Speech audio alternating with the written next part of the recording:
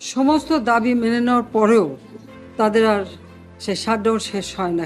আমরা তো সম্পূর্ণ দাবি মেনে নিয়েছি, একটা মানলে আর একটা, আর একটা মানলে আরও একটা, আর এর ফল আজ মানুষ জীবন হারালো। এবং ঠিক এই 2001 সালে এইরকম তাণ্ডব বিএনপি জামাত জোট চালিয়েছিল। আমার করা প্রজ্ঞাপন হাইকোর্ট বাতিল করে দেয়। সরকারের পক্ষ থেকেই তো আমরা আপিল করি এবং ওই হাইকোর্টের সে রায় সেটা স্থগিত করে দেওয়া হয়। তাহলে তো আবার কোটা থেকে যায়। তাহলে আন্দোলনটা কিসের জন্য ছিল?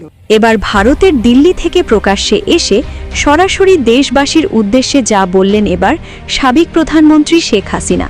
দীর্ঘ একটানা বছর আপোষহীনভাবে দেশকে পরিচালনা করে বিশ্বের কাছে রোল মডেল হিসেবে পরিচিত করার নেত্রী আজ তাকে বিভিন্ন ষড়যন্ত্রের পেঁচে ফেলে দেশবাসীর কাছে দেশদ্রোহী হিসেবে দেখানো হচ্ছে।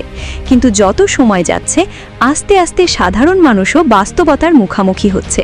শেখ হাসিনাই বাংলাদেশের জন্য একটা আশীর্বাদ স্বরূপ ছিল, যা হাড়ে হাড়ে বুঝতে পারছে মানুষ। তাই শত কষ্ট শত বেদনা নিয়ে এবার ভারতের দিল্লি থেকে জাতির উদ্দেশ্যে এবার মুখ খুললেন শেখ হাসিনা। তিনি বলেন, কোটা বিরোধী আন্দোলন ছিল, এর মধ্যে কিছু অনাকাঙ্ক্ষিত ঘটনা ঘটেছিল, তবে তাদের শতভাগ দাবি মেনে নেওয়াও হয়েছিল।